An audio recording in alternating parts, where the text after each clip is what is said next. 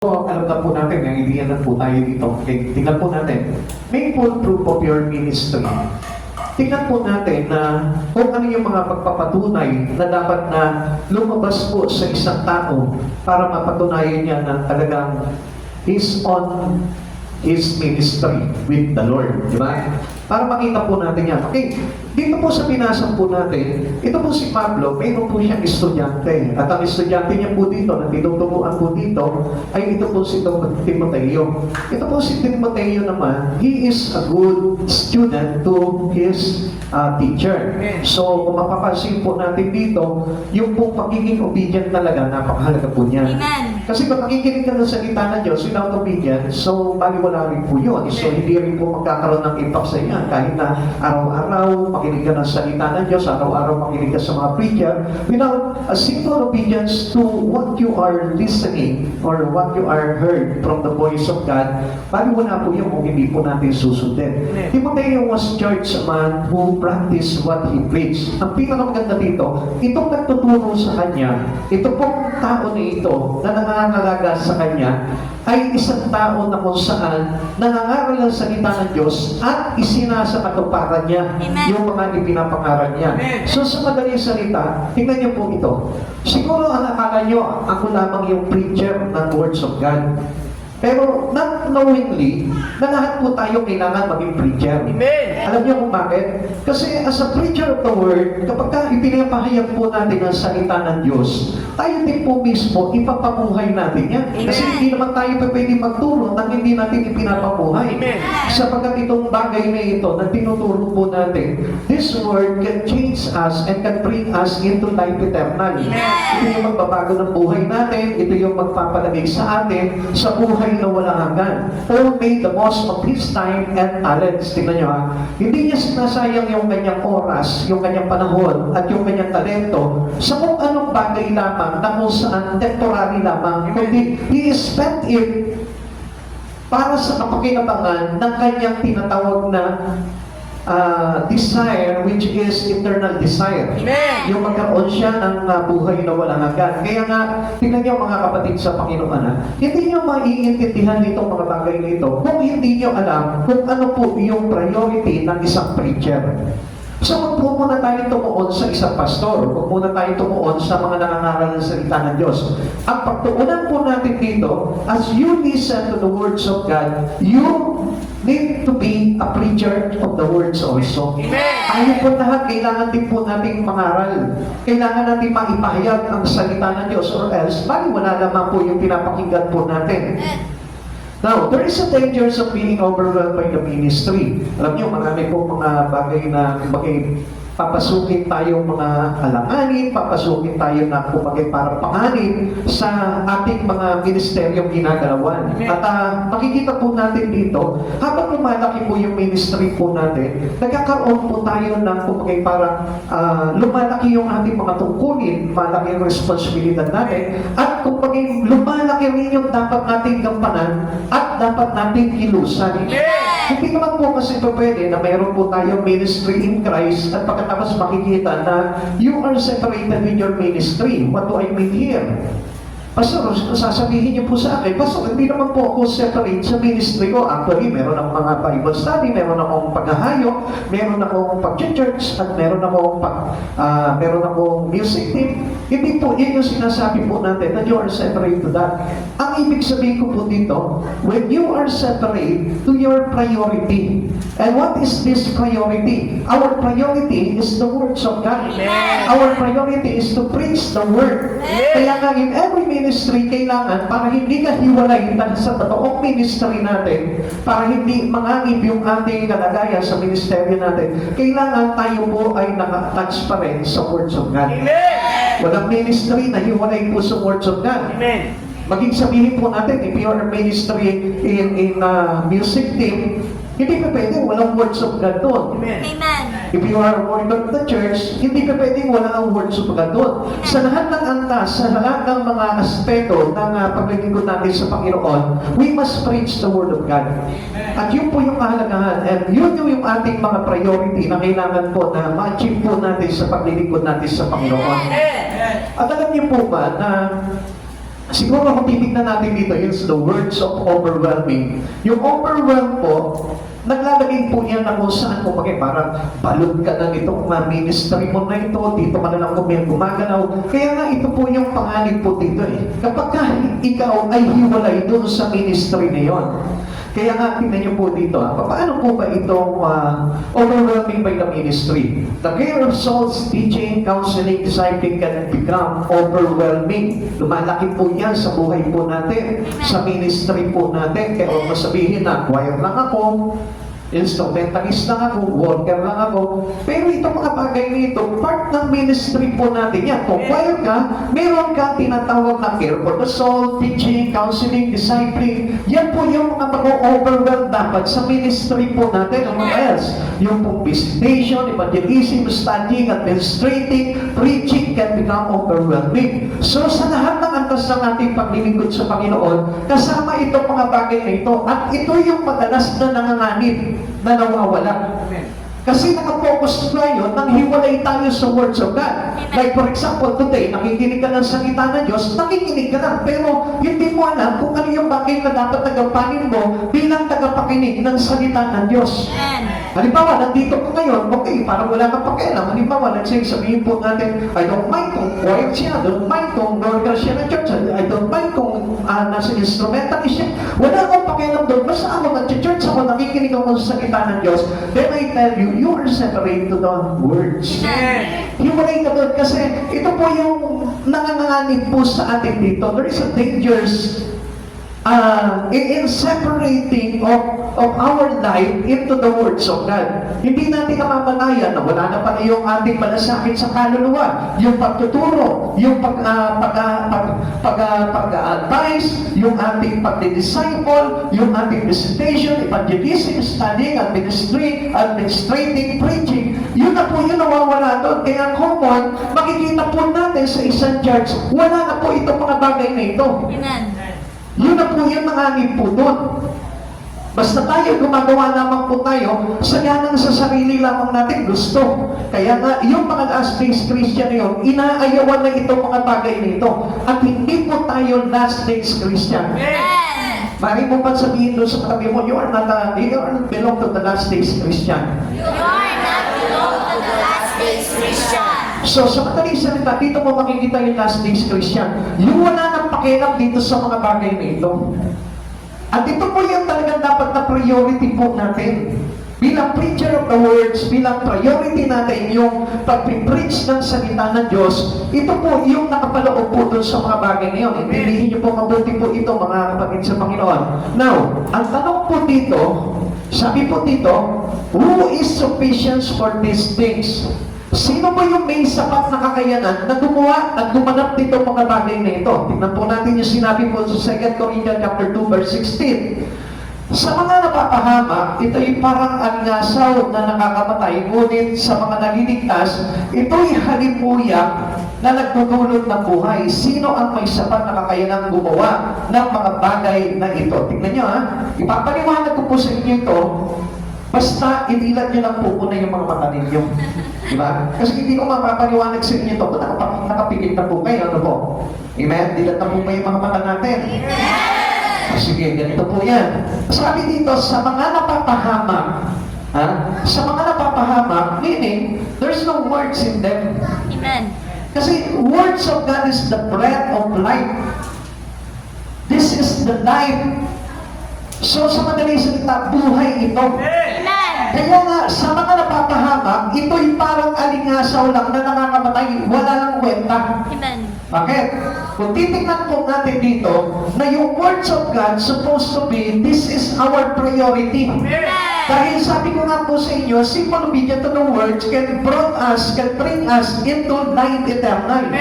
Kaya nga, kung hindi mo pinapahalagahan, ito pong words of God, hindi priority ng buhay mo, ang pakikinig ng salita ng Diyos at pagsasabuhay nito, ito po ay isang alingasaw na nakamamatay. Amen. Ano po ba yung pinapatay nito? Yung desire ng isang tao na maligtas. Amen. Amen. Amen. Okay? Kasi pagka nag-contradict po tayo, if we are being opposed to the words of God, yan na yung tendency na paglalagay sa Diyos sa kapahamakan. Ngunit sa mga naliligtas, ito yung himuyang na nagdudulot ng buhay. So, kung mapapansin po natin, sino ang may sapat na kakayanang gumawa ng mga bagay na ito? Yung mga nais talagang maligtas. Yung mga tao na gusto talagang magsabuhay itong mga bagay na ito. Yung mga tao na may interest doon sa kanilang sinasabi po natin na kung saan persol, teaching, counseling, discipling, visitation, evangelism, studying, administrating, preaching. Yung mga tao na yun na mayroong puso na gumawa itong mga bagay nito. Naiintindihan po natin? Okay. So, tingnan po natin dito. What priorities are demanded in a preacher's life? So, pakisabi mo nga doon sa katabi mo, I am not only a member of this church, but a preacher of the words. I am not only a member of this church, but a preacher of the word. Yan, tatandaan niyo po yung bagay na yan. Pakisabi mo nga na malinaw po doon. Huwag mo sisigawan. Sabihin mo lang sa kanya na malinaw. I am not just a member of this church, but a preacher of O tagalogin mo na lang, sabihin mo, hindi lang ako miyembro ng church na ito, kundi tagapagpahayag ako ng salita ng Diyos. Hindi lang ako member ng church na ito, hindi na magkakayat sa salita ng Diyos. Ayan, maliwanag na po yan, ano po? Hindi lang po tayo basta atin lamang po, kundi mayroon ka na ngayong responsibility to preach the words of God. Amen. Nakikinig ka eh. So sa madaling salita, anong gagawin mo doon sa napakinggan mo? Eh hindi naman po yan yung pagkain na buro para ibuburo mo and then later on, sasayangin mo lang, hindi mo naman kakainin. Hindi naman po ganun yan, Kundi nakikinig tayo ng salita ng Diyos para i-share din po sa iba. Amen. Amen. Maliwanag na po yan, Amen. So baka mamaya sabihin nyo, hindi naman po ako pastor para mangaral, hindi naman po ako preacher para mangaral. Kaya nga, dapat na malaman mo, as we listen to the words of God, you are now a preacher to the words. Amen. And that was our priority. Amen? As a preacher. What priorities are demanded in a preacher's life? Ano po ba yung prioridad na hinihingi po dito sa buhay po ng isang mangangaral? Okay, unang-una, people must have priority over program. Lagi natin tatandaan po niyan. Ang pinakamahalaga po sa isang preacher, sa isang mangangaral, ay yung mga tao, hindi yung programa. Amen. Ang hilig po ng maraming churches po ngayon, yung mga programa. Kaya nga hindi nila napapansin kung ano-ano yung mga ginagawa po nilang program sa church.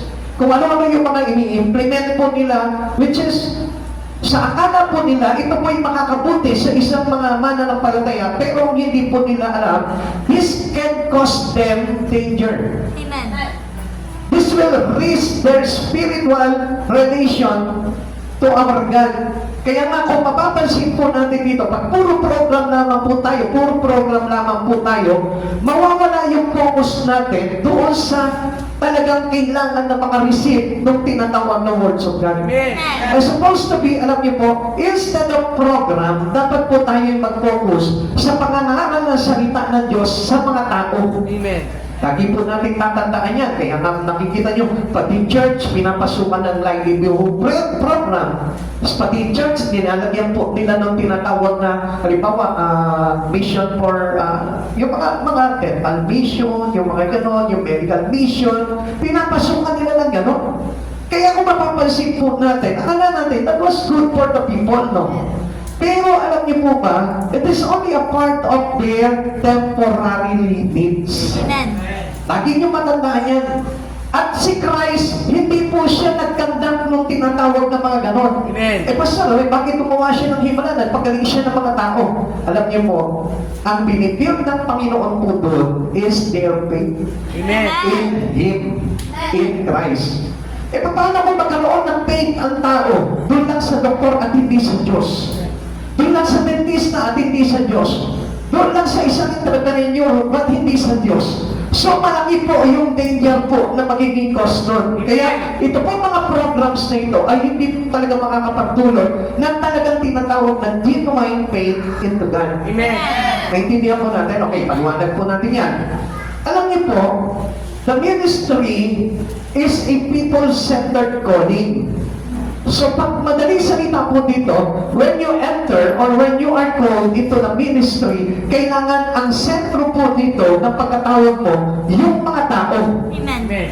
Kaya kailangan nga po dito, sabi nga po natin kanina, you must have a care for the soul. Amen. Care for teaching, care for preaching, care for evangelization, care for visitation. Meron po tayong pagmamalasakit na doon sa mga bagay na yun. Meron na tayong puso doon sa mga bagay na yun. Kaya nga nakikita po natin, karamihan po sa mga miyembro ng church po ngayon, nakapokus na lamang po sila into them, into Him. Sarili na lang. Amen. At wala na silang pakialam po doon sa mga kapatiran. Wala na silang pakialam doon sa mga tao sa paligid po nila. Dahil sila lamang po yung kailangan po nila na mailapit sa Panginoon. Which is, ang laki po ng problema po doon. Mateo 20 verse 28, sapagkat maging ang anak ng tao ay naparito hindi upang paglingkuran, kundi upang paglingkod at ialay ang kanyang buhay sa ikatutubos ng marami. And this is what we call service. Amen. Ito po yung paglilingkod talaga sa Panginoon. At hindi po yung saganang alam lamang po natin, ako, maating ako, dumadalo ko ng church service, dumadalo ko every Wednesday, lingkod na ako ng Diyos. Hindi po yun yung lingkod ng Diyos na sinatawag po dito.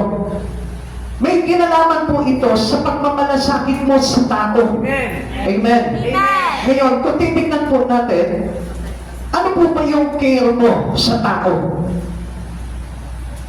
Baka mamaya, program lang din po yung dala mo. Hindi po yung talagang katotohanan po talaga na kailangan po natin dito. Amen. Amen. Now, tignan po natin ulit. Jesus set the example. Ano po ba yung naging example po dito? He came to serve, not to be served. Kaya nga, kapag ikaw nakinig ka ng salita ng Diyos at hinubog ka sa salita ng Diyos, hindi pa pwedeng hindi ka maglilingkod sa Panginoon. Kaya nga, every one of us must serve God. Amen. Must serve people. Amen. We need to serve people before we serve God. Kasi hindi tayo po pwedeng masabi na tayo po ay considered to be a servant to God if we won't serve people. Amen. Naintindihan natin? Amen. Paano ka maglilingkod sa Diyos kung ikaw sa tao hindi ka naglilingkod? So baka mamaya sabihin mo dito, basta tumutulong ako sa kapwa ko. Nagbibigay ako ng tulong sa kanila financially or food assistance. Hindi po yun yung tinatawag na paglilingkod sa tao. Pag sinabi paglilingkod sa tao, nakapaloob tayo sa ministry. Amen. Huwag tayo lalabas sa ministry kasi yung isang paglilingkod na labas sa ministry ng ating Panginoong Jesucristo, we cannot consider this service to God. Amen. Naintindihan po natin? Hindi po ito masasabing paglilingkod sa Panginoon kung nakalabas po tayo at hindi po tayo nakaloob doon sa circle ng totoong ministry ng ating Panginoon. Kaya ito po yung magiging example po natin si Jesus. He came to serve, not to be served. He was always reaching out to the troubled people. Karaniwan niya po yung inaabot niya. At paano po inaabot ni Jesus to kung mapapansin natin? Hindi niya naman po ito tinutulungan ng financial. Amen? Amen. So hindi niya ito, halimbawa, may problema po doon sa kanyang kalusugan. Hindi naman po pinansyal ang inaabot po nito Pinapagaling niya to at miniministeryo niya ito sa pamamagitan ng salita ng Diyos. The words always attach Amen. into every ministry that we are having in our church. Lagi niyong tatandaan, ano man yung ministry mo, dito sa church na ito, kailangan naka-attach yan into the words of God. At doon po tayo talaga nilalagay at tinuturuan ng ating Panginoon para maging ganap yung ating ministry na kinapapalooban at kinasasakupan. This is a program-centered time in church history. Ito pong panahon natin na ito, masyadong nakapokus po ang tao into a program. So many tested schemes are available to reach people. Dami na po mga napatunayan natin po yan. Ano po? Growth through gimmickry beacons ministers today. Tingnan nyo, ang daming mga gimmick nilang ginagawa At kung mapapansin po natin, meron pa silang sinasabi ngayon na nasa ano na po tayo ngayon, nasa new generational church na po tayo ngayon. Hindi natin pwedeng baguhin po yun. Amen. We cannot compose a program which is not related to what was happened to the first church. Doon sa unang iglesia na itinatag ng ating Panginoong Jesucristo, hindi po tayo pa pwedeng lumabas po doon. Amen. At karaniwan po ngayon, doon na po ngayon ginagawa, binabago na nila ngayon. Hindi na po yung to reach people by the words of God, by the gospel of Christ. Hindi na po nila inaabot yung mga tao ngayon sa pamamagitan po ng pagpapahayag ng si Kristo ay nabuhay. Na si Kristo ay namatay at sa ikatlong araw ay nabuhay. Na si Kristo ang kaligtasan. Amen. Hindi na po yun yung pinapahayag ngayon, kundi ang dami na pong gimmick ngayon ng mga pastor. Kaya kung mapapansin po natin ngayon, kung ano-ano yung mga gimmick na ginagawa ng mga preacher po ng salita ng Diyos ngayon, at hindi na po si Jesus siya nagiging sentro po dito. Amen. Bakit? Kasi alam niyo po kung bakit napasukan po tayo ng mga ganong gimmick? Because of the self-centered preacher. Nakasak-focus lang sa sarili niya. Amen. Kaya nga kung mapapansin po natin dito, iba na po yung ginagamit po nila pamamaraan at hindi na po yung pamamaraan na nakasaad po sa Biblia. Huwag po tayo magbabago po doon. Amen. Lagi niyo po tatandaan, wala po tinatawag na New Generation Church. Amen. Kailangan na matupad pa rin po dito kung ano yung naipahayag dito, kung ano yung naging example ni Christ para sa mga unang iglesia, yun ang parang pa rin yung dapat natin na ipatupad sa panahon po natin. Halimbawa, let's say, sinasabi po nung iba, halimbawa, let's say, ito po, mga program po ito eh. Okay, sige, mag-church kayo, invite mo sa church, encourage mo sila, sige, para sa ganun, mapag-aaral natin yung mga anak mo, mabigyan natin ng scholarship yan, which is wrong. Hindi po yun kasama sa ministry ng Lord. Amen. Sapagkat kapag yun naman po yung nakapag-akit po sa kanila, alam niyo po, pagka halimbawa nagka-problema sa pag-aaral po yun, mawawala kay Christ yun. Kaya nga, kailangan si Kristo po yung ating maging pang-akit sa kanila. Amen. Amen. Sabi dito, service without love for people is just putting in time. Kaya mapapansin po natin dito, parang wala na, waste of time na lang. Para sinasayang na lang natin yung panahon ng ating paglilingkod na hindi naman pala sa Lord tayo nakakapaglingkod sa mga ganung pangyayari sa buhay natin. All preaching, teachings, and advisings are just noise without love. At alam niyo po ba kung saan nanggagaling itong love na ito? Come on. Gusto ko po na marinig po sa inyo, saan nanggagaling itong love na ito? Jesus. Ha? Jesus. O paano natin matututunan itong love na ito? Words of Words. Through the words of God. Kaya nga, kung separate tayo sa words of God, your ministry was separate to the words of God, wala lang po kwenta yung ministry mo yun. Amen. Amen. Amen. It is putting in time or just putting in time yung mga bagay na ginagawa natin, parang wala lang. Amen. Amen. Love centers of the needs of people, not fine-tuning program.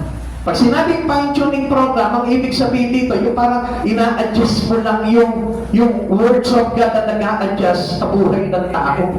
Hindi po, yung gano'n ano po, kundi ang tao ang dapat na maihulma natin, ma-shape up natin sila sa words of God, ma-shape up natin sila kay Kristo. Kaya nga huwag niyo po sasabihin na basta nakikinig lang tayo ng salita, pero wala naman nagiging impact sa atin yung salita na yun.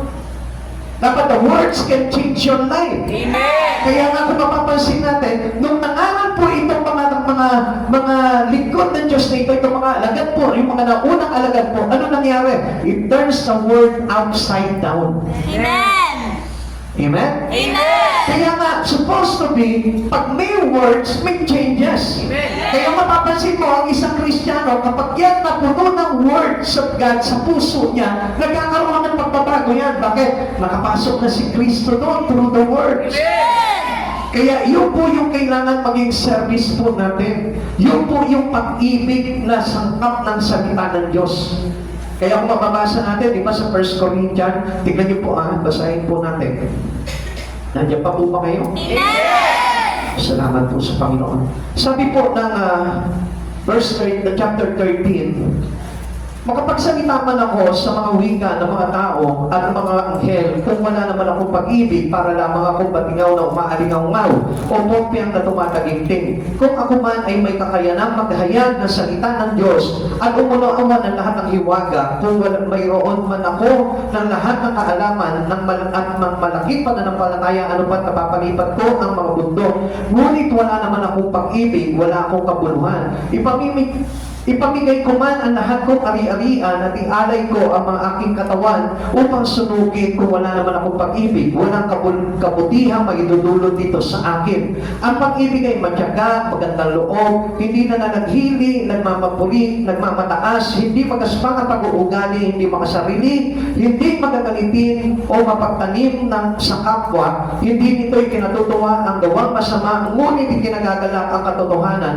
Ang pag-ibig ay mapagbata, mapagtiwala, puno ng pag-asa at pagtitiyaga hanggang wakas. So, at mapapansin po natin dito, yung sinabi ng pag-ibig nito ay walang iba, kundi si Kristo Jesus.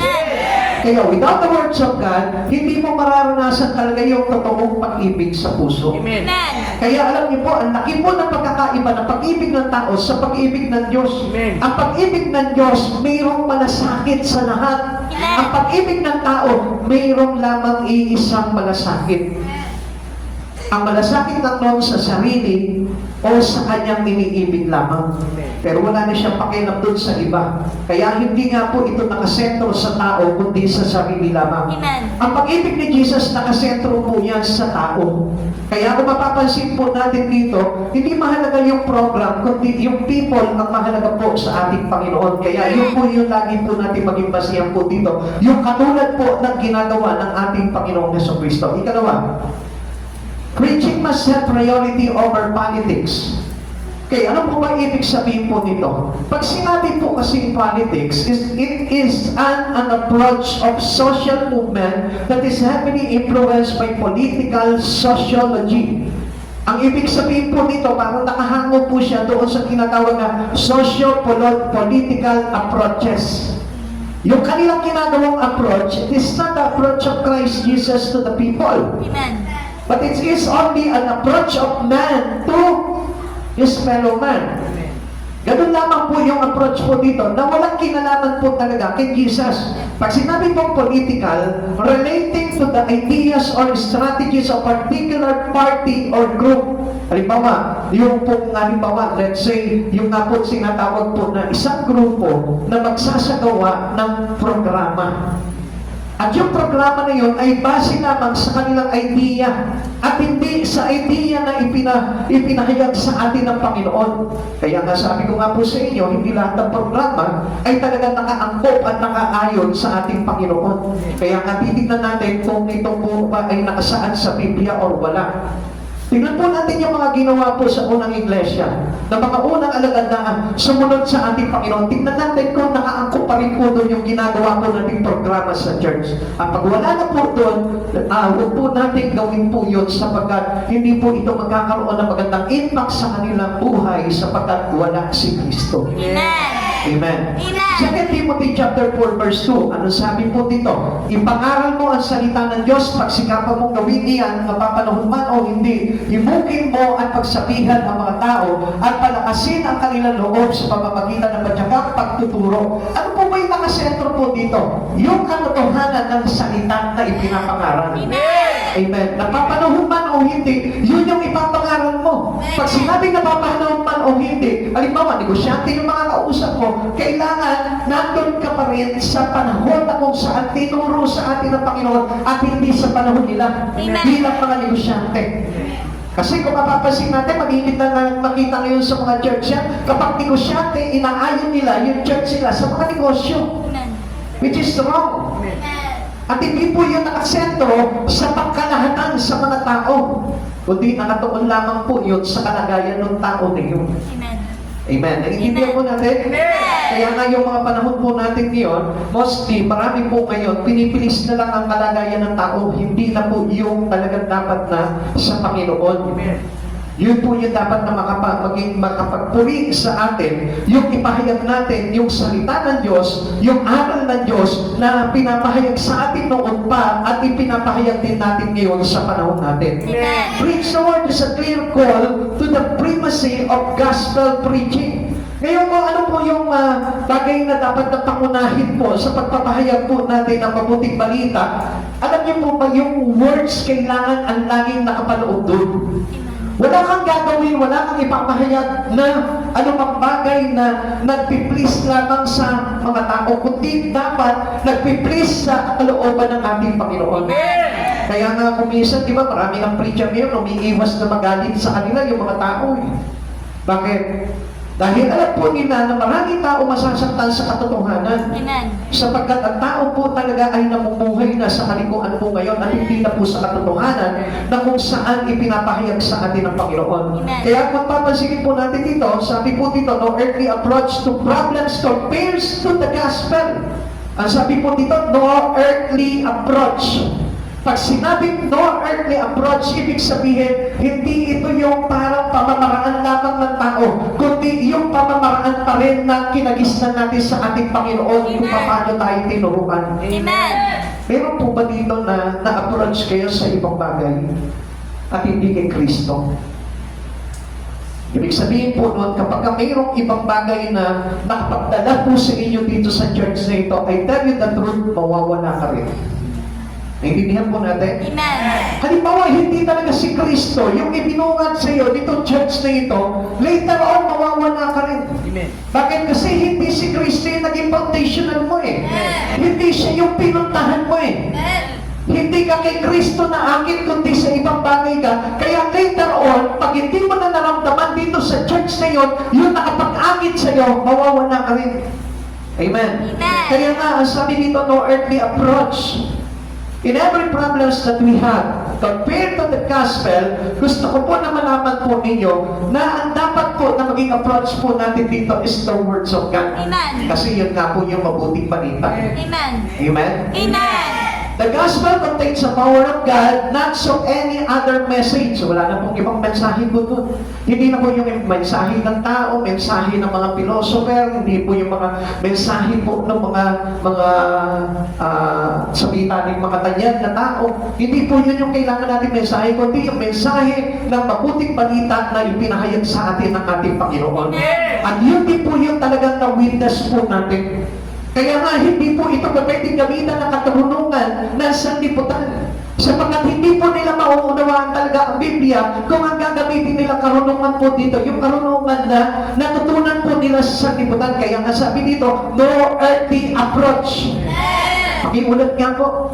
No earthly approach. Sa madaling salita, bilang tayo yung mga ngaral ng salita ng Diyos, wala tayong hahanguin na ipapangaral kundi nandito lamang. Ayan po natin? Amen. Hindi po ito base doon sa mga atlas book, historical book, geographical book. Hindi tayo doon nakabase. Kaya nga, alam nyo, meron po ako napakinggang preacher, sabi niya gano'n, if you read the Bible and only gather the history of the Bible, what happened here, hindi po yun ang dapat natin pagtuunan. Hindi yung history. Amen. Kung ano yung mga nangyari dito, hindi yun ang dapat natin pagtuunan, kundi yung gospel, yung mabuting balita kung paano tayo iniligtas ng ating Panginoong Kristo. Kasi kahit aralin mo yung history nitong Biblia nito, aralin mo halimbawa yung history ni Herodes, kung ano nangyari kay Herodes, wala po hindi makakapagdulot sa iyo ng buhay po yun. Kundi ang dapat na pag-aralan po natin dito at maipahayag po natin dito, yung pong tinatawag na good news, the gospel, yung mga bagay na ginawa ni Kristo para tayong lahat ay maligtas. Kaya simply, hindi mo na kailangan gamitan ng karunungan. Ang magagamit mo lamang po dito at papairalin mo dito yung puso na marunong tumanggap sa ating Panginoon. Amen. Kaya ang hirap, ano? Kasi usually, ito po yung ginagamit eh. Akala nila po, nakapagtapos sila ng pag-aaral, mayroon na silang kaalaman pagdating sa salita ng Diyos. Pero, ano sabi ng Biblia, inilihim sa mga marunong ang kaligtasan. Amen. Amen. Roma chapter 1 verse 6. Kayo'y kabilang sa mga tinawag na maging mga tagasunod ni Kristo Jesus. Kaya nga sabi ko pa nga po sa inyo kanina, simple obedient to the word, simple obedient to Christ Jesus can brought us into eternal life. Pero yung maliit na bagay pa lang, hindi mo na masunod sa Panginoon, I tell you, huwag kang umasa, napapanig ka sa kaharian ng Diyos. Halimbawa, yung simple pinagsisimba ka lang every Sunday, hindi ka makapagsimba, huwag ka nang umasa. Diba? Amen po ba doon? Amen. Hindi ba nakasaad po yan sa kautusan ng ating Panginoon? Inilalaan natin yung araw ng pamamahinga para kanino? Ha? Para kanino? Kay Jollibee. Kanino? Ha? Jesus. Yun na nga lang yung pagkakataon natin eh. Kasi masyado na tayo pagod sa mundo, pagod tayo sa mga gawain sa mundo nito. And then, yung ating pagpapalakas naman sa piling ng ating Panginoon, yun yung dapat na pagbibigyan po natin sa buhay po natin. Amen. Kaya nga, ang sabi nito, kabilang kayo sa mga tinawag na maging mga tagasunod ni Jesucristo. So, ano po yung napapakinggan natin? Anong dapat natin gawin? Medyo binago lang natin yung tanong na bago lang, ano? Namangha na kayo. Ha? Sa mga napapakinggan natin, anong dapat natin gawin? Ha? Hindi nyo alam? Pakilakas mo. I-share sa iba para sila magsabuhay doon, tayo hindi. Ganun ba yun? Okay.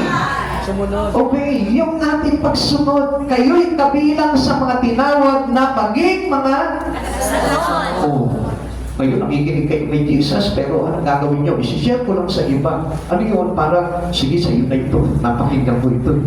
Bahala ka na dito, ikaw na magsabuhay dito. Ganun ba yun? Hindi, tayo dapat mismo. Sundin po natin yun. Kumbaga parang ito yung pangunahing pangangaral ng salita ng Diyos. Yung turuan natin silang sumunod kay Jesucristo. Amen. Amen. Hindi yung turuan natin sila ng ibang bagay. Kaya nga kapag ang church nagtuturo ng ibang bagay, ibig sabihin nun, that is not the gospel of Christ. Amen. Walang kaligtasan po doon. Amen.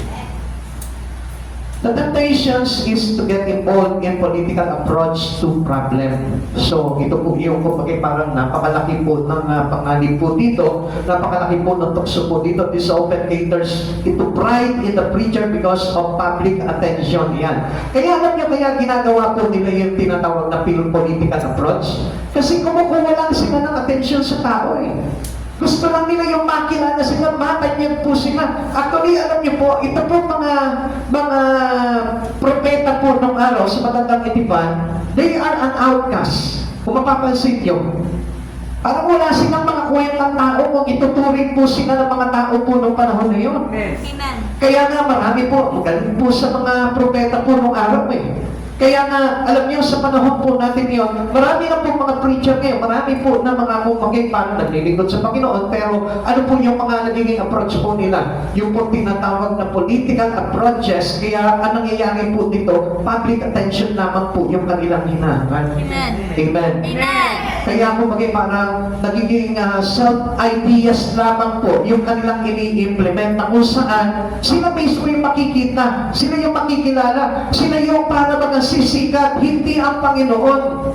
Amen. Amen. The press is impressed by a preacher leading a political church. Anong ibig sabihin po nito? Yung ba parang inahangaan sila kasi iba na yung ino-offer nila at hindi na yung karaniwang kinahuhumalingan ng tao sa ating Panginoong Jesucristo. Amen. Iba nung araw na maghapo yung mga tao po nun dahil sa pinapahayag po nila Pedro. Amen. Diba? Amen. Nung araw na manghapo sila dahil sa pagpapahayag po ni Jesus mismo. Amen. Ang sabi nila si Jesus, sabi nila kay Jesus, di ba ito yung anak ng isang karpintero lamang? At wala namang pinag-aralan to.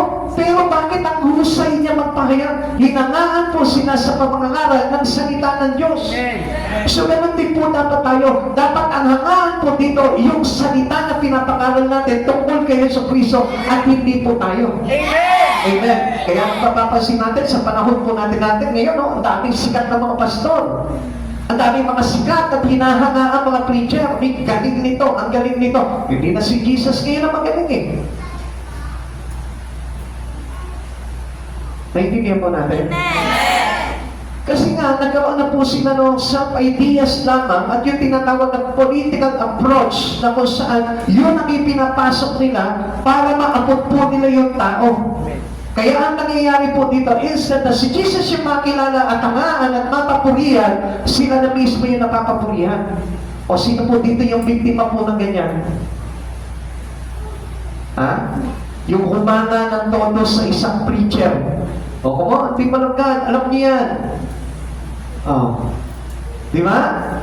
Yung meron tayo, kahit nga ako ay nabiktima ako ng ganyan, sabi ko, galing nito, preacher, galing magsalita nito.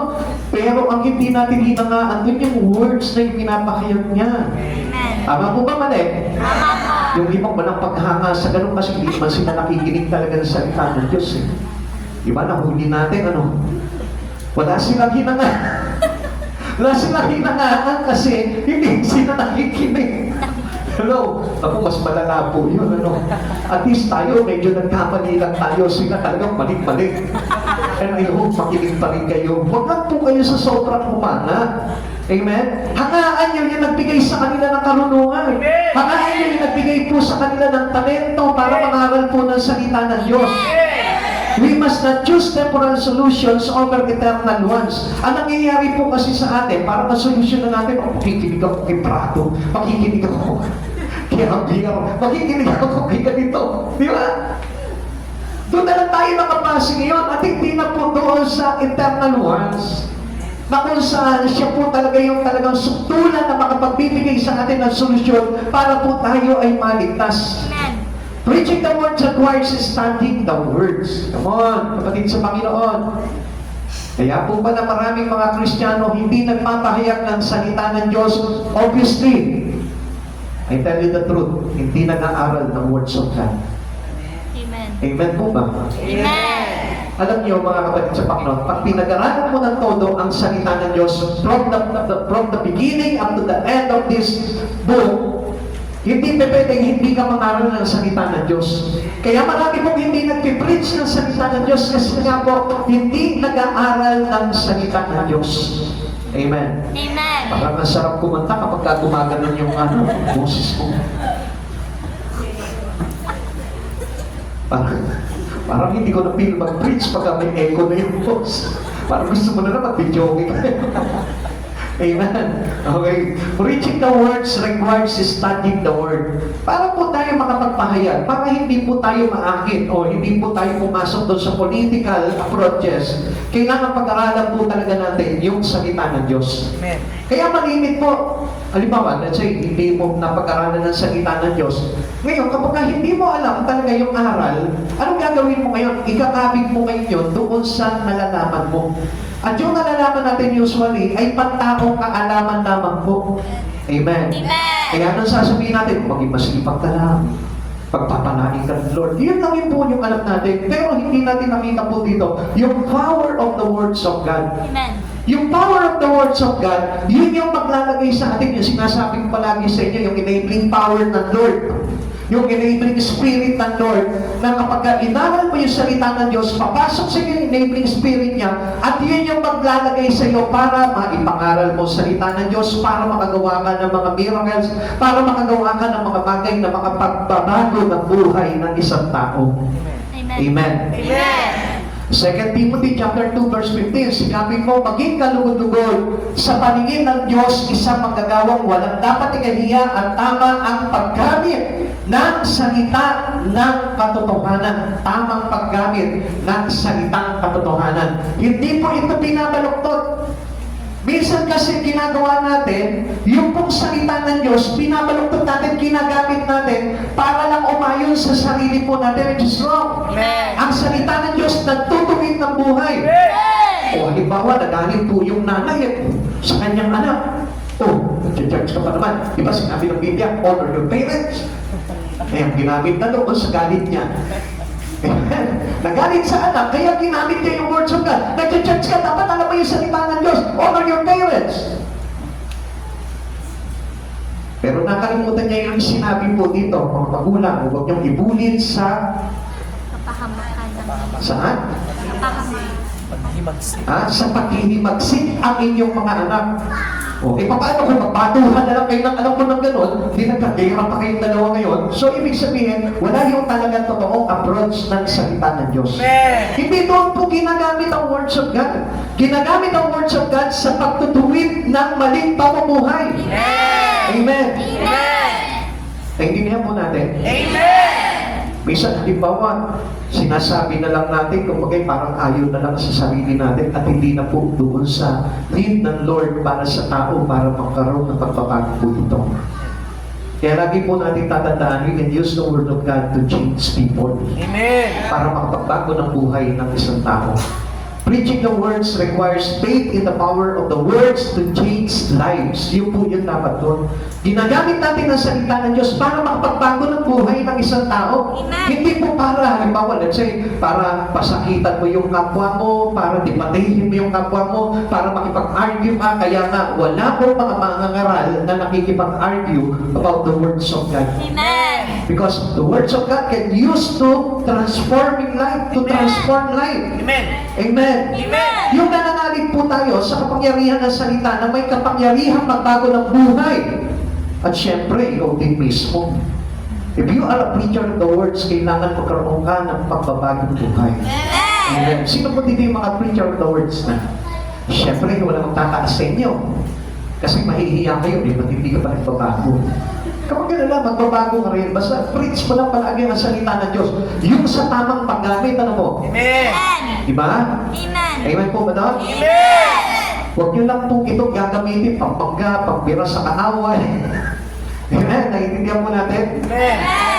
Okay. Sa madaling salita, naiintindihan po natin ano. Basta ang importante po dito, pag nagpapahayag ka ng salita ng Diyos, sooner, ikaw mismo magbabago ka. Sino dito ngayon yung nagpapahayag ng salita ng Diyos? Ako, hindi na makapagtaas ngayon. Ang liliit na ng mga taas ngayon. No? Kasi baka mabisto, wala pang pagbabago. Meron yan. Basta kayo sa Panginoon, magbabago din po yan. Amen? Siyempre, no, talagang marami pong babaguhin sa talaga sa ating Panginoon. Preaching the word builds churches that produce mature Christian. Yan na. So sabi nga po dito, if you listen to the word of God and preach the gospel, meaning papasok na doon yung maturity. Pag nangangaral ka na ng salita ng Diyos, dapat pumapaloob na sa katauhan mo ngayon bilang tagapaglikod ni Kristo yung tinatawag na maturity. Amen. Spiritual growth, so makikita na doon yung changes, yung pagbabago. Yan na. Ha? Hindi na, kumbaga parang nababago na yung kanyang mga pananaw, nababago na yung kanyang pakikitungo, nagbabago na yung kanyang mga bagay na ginagawa. So makikita mo na yung mga pagbabago doon sa mga bagay na yun. Hindi lang ang nabago po sa kanya ng words of God, yung kanyang pananamit. Amen? Kadalasan mga ganun eh. Marami po mga preacher na bago lamang po sa kanilang pananamit. Oh, posturang pastor na ngayon, posturang mga ngarangal ng Diyos ngayon, pero deeply, doon sa kanyang kaibuturan, wala na bago. So, ibig sabihin nun, hindi nakapasok yung kanyang salitang pinapangaral. Nasa labas lamang.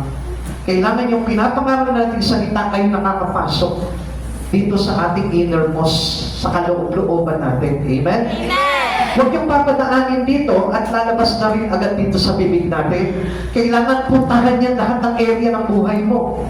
Puntahan yan yung tenga mo, yung ilong mo, yung ngipin mo, yung paa mo, yung kuko mo.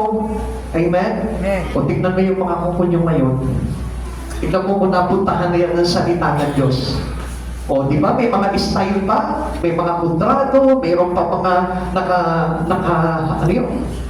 Di ba? Yung mayroong mga cutics na napakagagandang simple na lang. Amen? Ayan na, marami na tinamaan. Yung bibig mata mo, kailangan makabot na ng words of God dyan.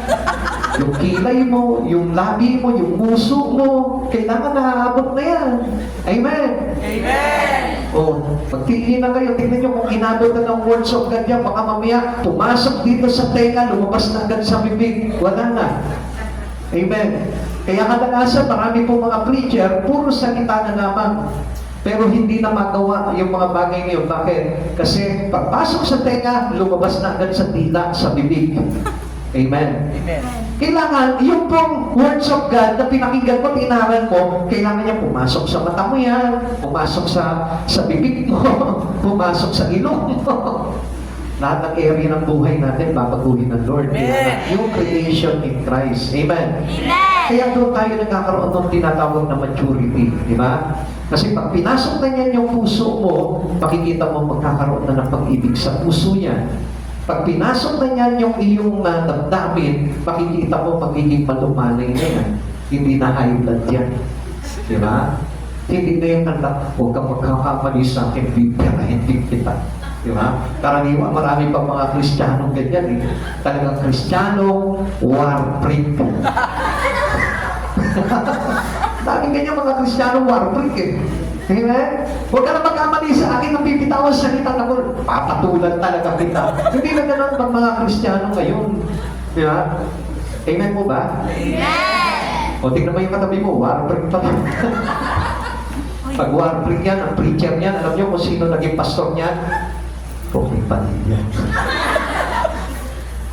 Ano?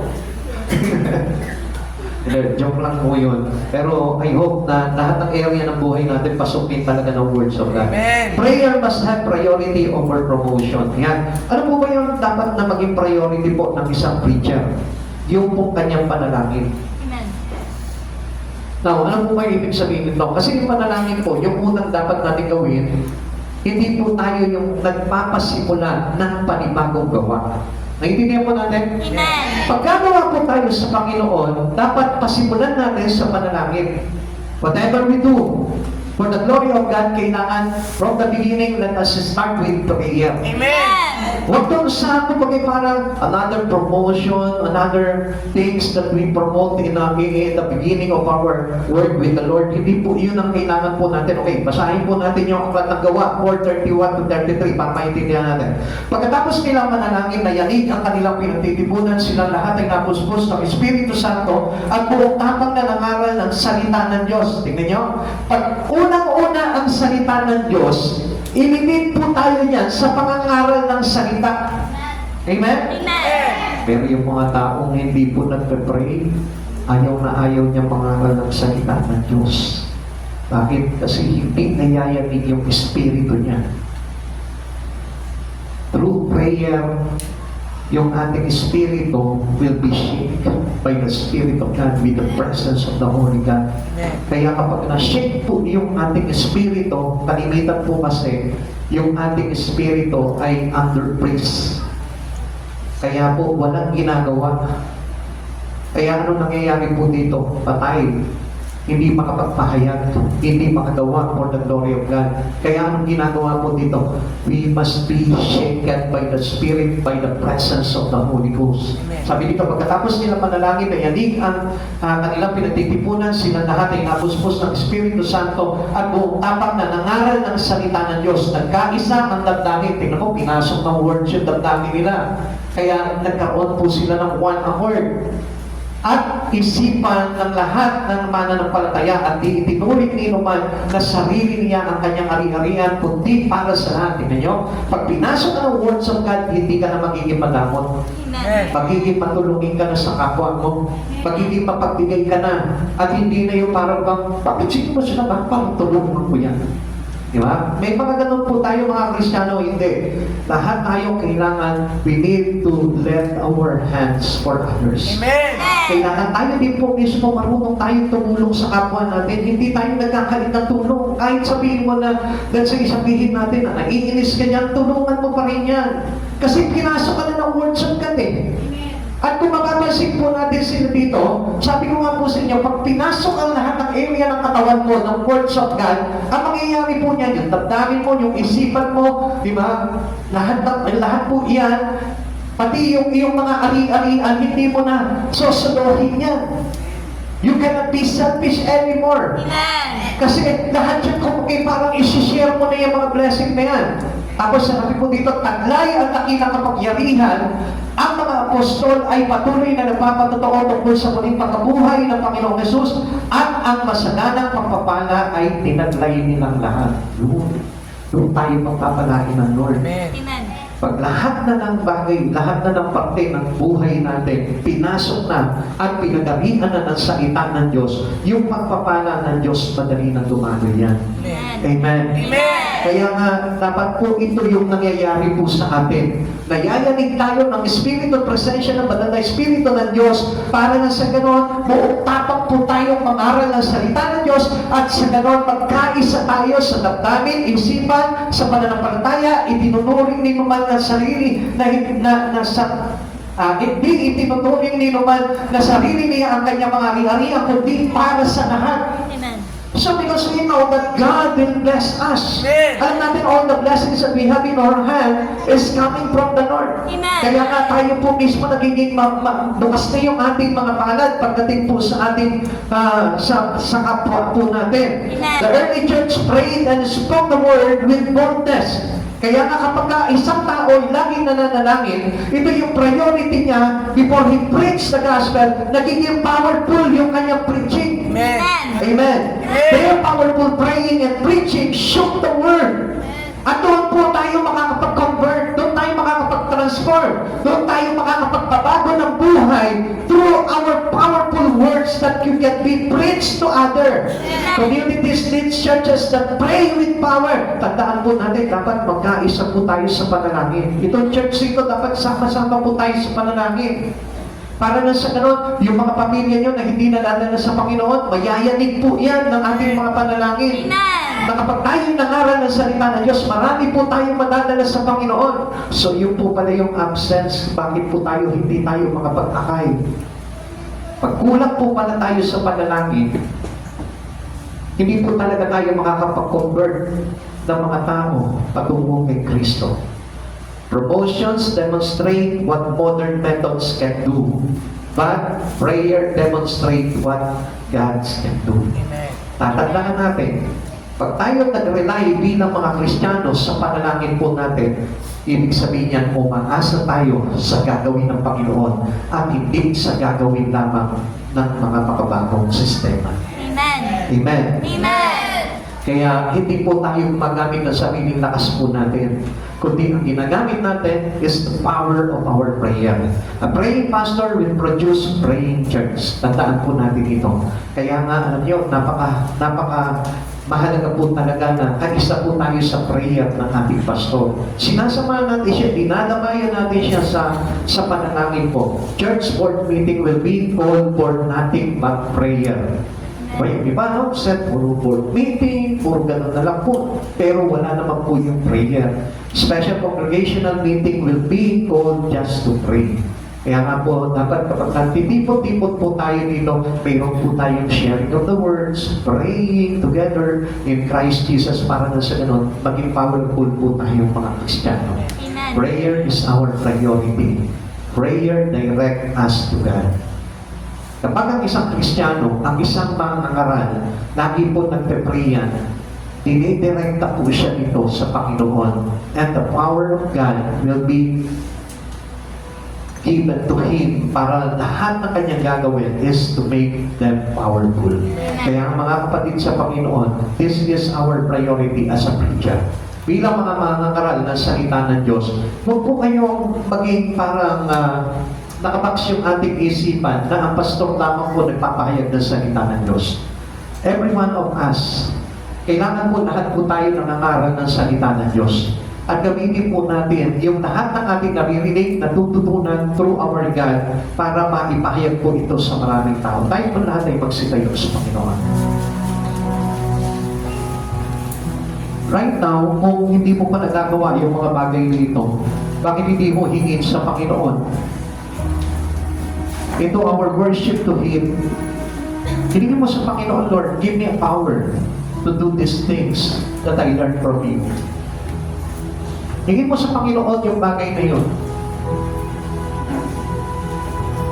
Sabi nga na, Lord, binibigyan na tayo, subalit hindi pa tayo humihingi. Alam nyo, nandito na tayo mga kapatid sa Panginoon. Why don't you ask God right now? Pray to the Lord. Para na sa ganun, tayo po ay magamit ng ating Panginoon. Kapatid, pray to God. Hilingin mo sa Panginoon na magkaroon ng impact sa iyo, kapangyarihan, yung words of God sa buhay mo. Sayang yung pag-church. Sayang yung pakikinig ng salita ng Diyos kung walang impact ito. Kung walang kapangyarihan ito na magbago ng buhay ng bawat isa sa atin. You should pray to God and ask.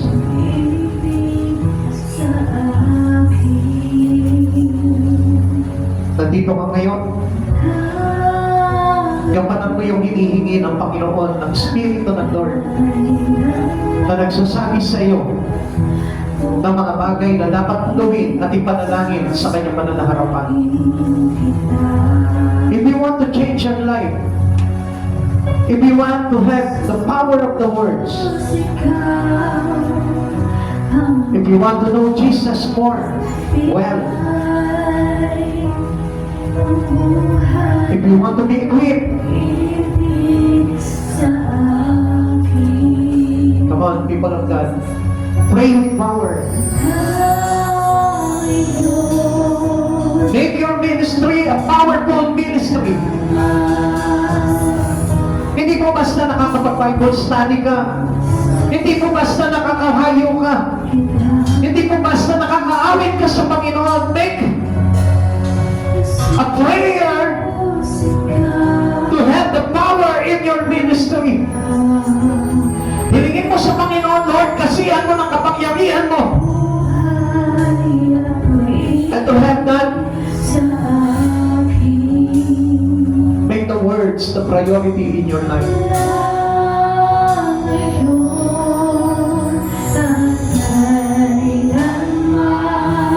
Maraming meron po sa atin dito, hindi pa naiuunawaan ng mga bagay na ito.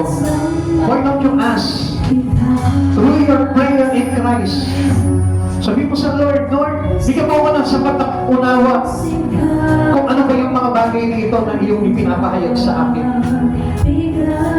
Ibigay mo sa Panginoon. Desire to have all these things that you heard right now. Ano man yung bagay na narinig mo ngayon sa aral na ibinibigay sa atin ng Panginoon. Hilingin mo sa Panginoon na maintindihan mo ito, Lord. Na magawa ko itong mga bagay na ito, Lord. Na makapagbago ng buhay ko ang mga bagay na ito, Lord. Hilingin mo sa Panginoon. If you won't desire these things, I tell you, it won't come into you. Hindi karating ito ng kusa, kundi ito'y hinihingi ng pupuso sa Panginoon. If you want a mighty use in God, kung gusto mo na magamit ka ng Panginoon mightily, hilingin mo sa Panginoon. Come on. Come on. Speak the prayer to God. Speak the faith to Him. Pray. Pray in Christ Jesus. Tingnan mo yung sarili mo. Halos parang larawan na walang kapangyarihan. If you have the words, you have a powerful spirit in Christ Jesus. Come on. Show up the power of Christ in you. Show up the power of the Holy Ghost in you. Come on. Hallelujah. Make your spirit boldness. Make your spirit boldly burn.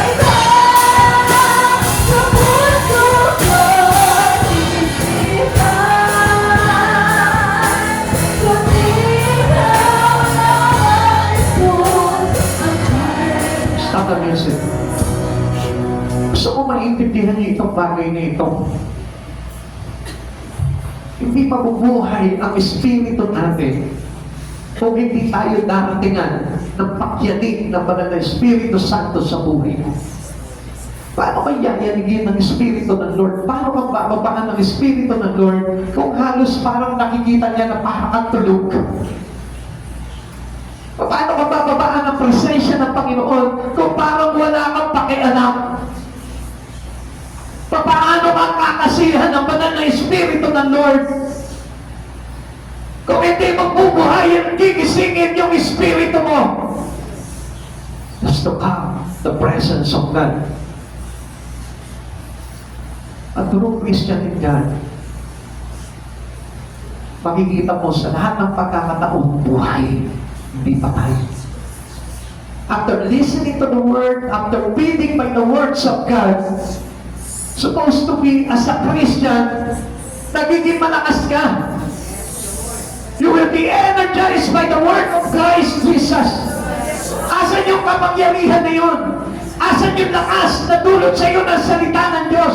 There is no impact the words into your life kung hindi ka mabubuhay sa oras na ito. Your worship is dying. Your praying is dying. Your spirit is dying too. Come on. Maintindihan po ba natin kung ano po yung gustong gawin sa atin ng Panginoon?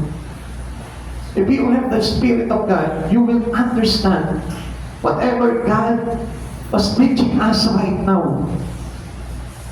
Hindi nakatayo lamang po tayo. Gusto ng Lord yung ma-shake itong buong lugar na ito, ma-shake yung espiritu mo. Gusto ng Lord yung maiyanig talaga yung iyong espiritu. Paano mayayanig ito kung tulog ka?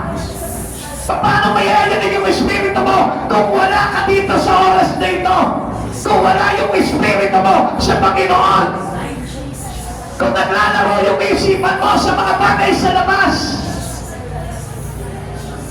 How will the Holy Spirit come into you? Paano ba ang Espiritu ng Diyos kung hindi mo siya inaasam, kung hindi mo siya minimiti, kung hindi mo siya tinatawag, kung hindi mo siya pinapakunlakan sa buhay mo? Ang sabi ng Lord, those who call upon the name of the Lord will be saved. Come on, let us worship the Lord. Let us worship God.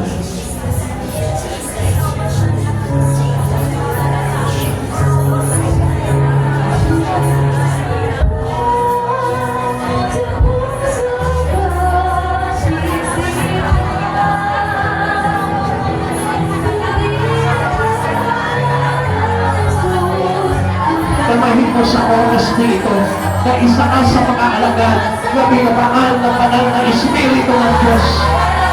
Buhay! Buong baka na nangangaral ng salita ng Diyos. Kung hindi mo alam gawin ito bagay ito, is not the physical. Kung ano yung word sa pamana ko, speak it by your mouth, by your spirit.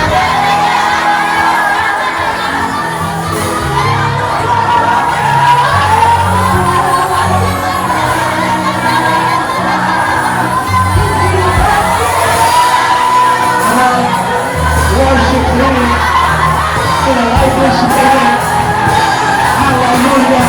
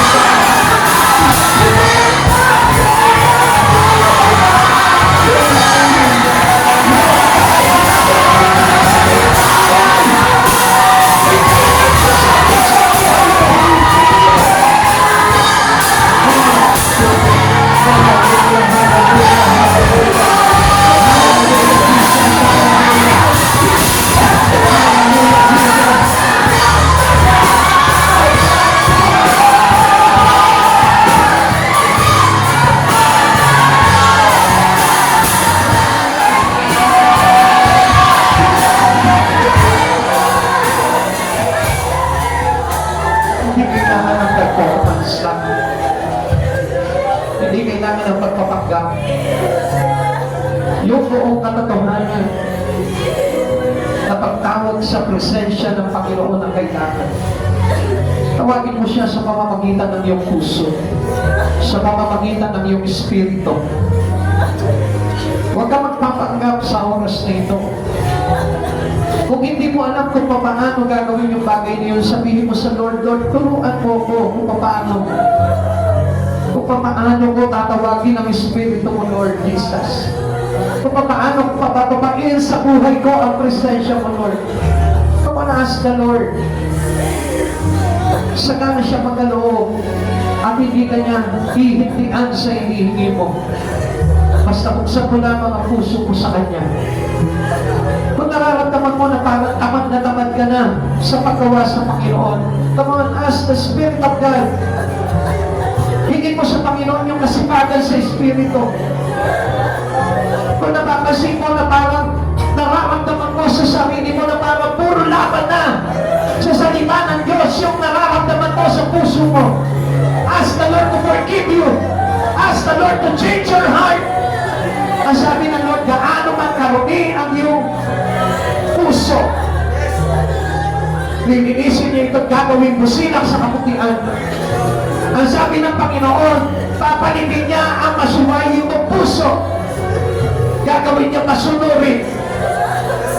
Come on, ang Diyos ang nagmumungkahi sa atin ito. If you ask God, I tell you, hindi ka mabibigo, bibigyan ka ng Panginoon. Kung napapansin mo na very prideful ka na, ang taas ng tingin mo sa sarili mo, sabihin mo sa Panginoon, Lord, pagpakilala ka sa akin ng totoo. Para matutunan ko kung paano mag-humble. Kung nakikita mo lamang yung sarili mo sa oras na ito, sabihin mo sa Lord, Lord, magpakita ka sa akin. Sa aking spiritual eye, Lord, gusto kita pakita, Lord, para makita ko kung sino ang Panginoon sa iyong pananaharapan.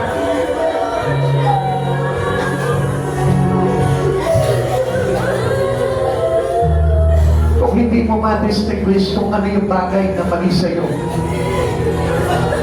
hindi mo makita kung ano yung kasalanan na dapat mong hihingi ng tawad sa Panginoon, come on, ask the Lord. Lord, ano man yung kasalanan na nagagawa ko, patawarin mo ko, Lord. Gusto ko magamit ang buhay ko para sa karangalan mo, Panginoon. Use my life, mightily, Lord. Wala sa isa yung buhay na ito, Panginoon, kung hindi mo kong gagamitin. Saan ko ipapagamit ang buhay ko, Lord, sa mundo? Wala sa isa ito, Lord. Saan ko papagurin yung buhay ko sa mundo? Sabi nga ni Pablo, hindi siya nagsasayang ng talento, hindi siya nagsasayang ng panahon, ginagamit niya yung kanyang buhay mightily for the glory of Jesus. Kapatid, alam ko sa oras na ito, aabutin ka ng Panginoon. Kung paano po inabot yung mga alagad niya doon sa upper room, I know that this time, ito yung pagkakataon nito, na aabutin ka ng Lord kung bubuksan mo yung puso mo. Kung napapansin mo na parang ikaw na yung nasusunod sa espiritu mo, sabihin mo sa Lord, Lord, ayaw mo nito. Gusto ko ikaw masunod sa buhay ko. Wala sa isa ko ako masusunod, Lord, because hindi ko hawak, Panginoon, ng life eternal. Ikaw ang may hawak nito, Panginoon. Come on. Mga kapatid sa Panginoon, kung mayroon kapag gusto na ipapaklas sa iyo sa buhay mo, kung huhuti ko sa katawan mo, sabihin mo, Lord, ayaw ko nito yung spirito na ito, Lord. Tinatagal ko ito sa pangalan mo, Panginoon Jesus. Come on. Sabihin mo sa Lord, kung ano yung mga bagay na nagagawa mo, na hindi ka nagugulat sa Panginoon, huhuti ko sa katawan mo. Come on.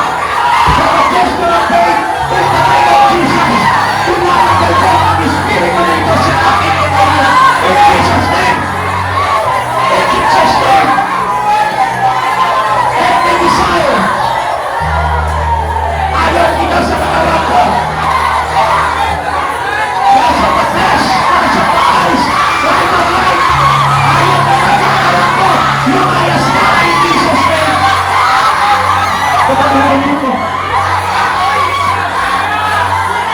Pero ang Espiritu ng kahalayan, pagpapin mo sa kaawat mo sa Espiritu mo. Sabi mo, Espiritu ng kahalayan, lumayas ka. Hindi kita kailangan. Ang kailangan mo sa banal ni Yesu Cristo. Ang kailangan mo na nalilisan ang ating mga banal na Diyos. Kung meron kang Espiritu, at nagiging stick-like people, sabihin ko sa Lord na kayo, ganitong stick-like people na ito ng Espiritu. Stubbornness, takiliman. At puso ng Espiritu, takiliman.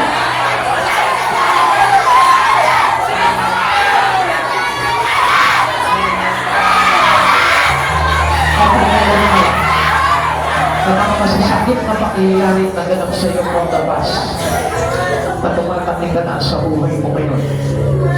Ibigay mo sa Panginoon na palayakin ka dito, Lord. Palayakin mo ko doon sa mga masasakit na pangyayari na until now, Lord, nakagapis pa rin ako. Palayakin mo, Panginoon, Lord, sa pangalan mo, Panginoon Jesus, magiging malaya kami. Because our priority as a preacher of God is to bring out the gospel to all the people of God. Panginoon, yun ang maging layunin ng buhay po namin ngayon. Yung maipahayag namin ang salita ng katotohanan, ang mabuting balita ng aming kaligtasan ay mula sa iyo, Panginoong Jesus, na ikaw ay mamatay sa krus, binibig, at sa ikatlong araw ay nabuhay na muli. Kami man, Panginoon, ay bubuhayin mo muli pagdating ng araw upang makabilang sa iyong kalwalatian. Panginoong Jesus, dinudulog namin sa iyo, God.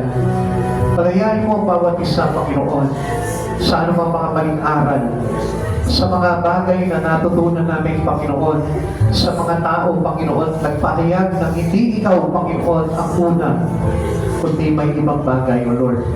Panginoon, mula sa oras nito, Lord, our priority as a preacher, O God, is to bring the gospel to the poor, to set up the captive free. Panginoon Jesus, malapit po ang bawat isa sa amin ngayon. Humihingi sa iyo, Panginoon, ng iyong Espiritu, Lord. Babaran mo po kami, Panginoon, hanggang sa pag-uwi namin sa aming mga tahanan, O God. Upang na sa ganun, taglayin namin ang pagbabago na naganap. Upang kami, Panginoon, maging matapang sa pagpapahayag ng salita ng Diyos. Hindi natatakot sa mga bagay, Panginoon, na maipahayag ang katotohanan sa buhay ng lahat, O God. Panginoong Jesus, gamitin mo po ang buhay namin mightily, Lord. Ayaw namin magamit ito ng iba, O God. Ayaw namin magamit ito ng masatiputan ito, O God. Ayaw namin maging alipin, Panginoon, ng kaaway, O Lord. Gusto namin, Panginoon, maging alipin kami ng kataas-taasang Diyos na aming tagapagligtas. Panginoon, maraming salamat po sa oras dito, Lord. Buksan mo po, Panginoon, ang bawat Espiritu namin, O God. At huwag mo pong hayaan na manatili po itong tulog, Panginoon. Sa ganon, Panginoon, Lord, mabuhay kami, Panginoon, at magampanan po namin, Panginoon, ang tungkulin ng isang pangangaral, tungkulin ng isang tao, Panginoon, na naglilingkod sa iyo ng ganap. Panginoon Jesus, baluti mo po kami ng iyong banal na dugo, Panginoon, at maging saksi kami, Panginoon, sa bawat lugar, Panginoon, na aming nararating, O God. Panginoon Jesus, maraming salamat sa iyo, Panginoon Jesus, at patuloy po, Panginoon, na pag-ibayuin mo, Panginoon, ang Espiritu mo sa buhay ng lahat, O God. At hayaan mo, Panginoon, na mahayag ng todo, Panginoon, ang Espiritu mo sa bawat isa, O God, upang sa ganoon, Panginoon, maging example kami, Panginoon, sa mga taong nakakakita sa amin, O God. Maraming salamat po, pagpalain mo po ang bawat mananampalataya mo sa gabing ito, O God, ng kapangyarihan na nagmumula sa iyo, Banal na Espiritu Santo, O God, upang manatiling malakas ang aming mga Espiritu, O God, upang manatiling kami masipag sa mga bagay patungkol sa iyo, Lord. Lord, maraming salamat po, O God, at lagyan mo po kami, Panginoon, ng appetite, Lord, pagdating sa iyong salita, Panginoon, upang hindi namin katamaran basahin at aralin ang mga salitang ito, God. Maraming salamat po. Balutin mo po kami ng iyong banal na dugo, Panginoon. Ingatan mo po kami sa aming mga pag-uwi. Lord, ingatan mo po ang aming mga sasakyan, O God. At ilayo mo po kami sa anumang mga panganib, O God. At huwag mo pong ipaintulot sa amin, Panginoon, ang mga mabibigat na pagsubok, Panginoon. Lord, ikaw yung aming kagaanan, O God. Maraming salamat po, Panginoong Jesus. Pagpalain mo po ang bawat isa. Siksik na hindi ka tumapaw na pagpapala, O karunungan na nagmumula sa iyong banal na Espiritu, O God. Maraming salamat po, Panginoon. Bless mo po ang church nito, Lord. Sa araw, Panginoon, ipagkakaloob mo ang sarili naming panambahan, O God. At sa kapangyarihan mo, Panginoon, magaganapan lahat ng bagay na ito, Lord, sapagkat walang bagay kami, Panginoon, na hindi pinapanaligan sa mga pangako mo, O God. Ikaw ang Diyos na nangako sa amin, O Lord, at alam namin lahat ng bagay na ito na ipinangako mo, Panginoon, ay gagawin mo lahat ito para sa amin, O God. Maraming salamat po, Panginoon, Lord. Salamat sa kalakasan ng Espiritu, Panginoon. Salamat sa buhay na walang hanggan na inilalaan mo sa lahat, O God. Salamat sa sipag, Panginoon, at pagtsatsaga na makapaglingkod kami sa iyo ng buong sikap, O God. Maraming salamat po, Panginoong Jesus, sa iyo namin ibinabalik ang pinakamataas na papuring pagsam. Aming pangalan mo po lamang. In Jesus' name, Amen and Amen. God bless you all po. Sa palagi po kayo ng Panginoon, ng bagong Espiritu na nagmumula sa Panginoong Yeso Cristo.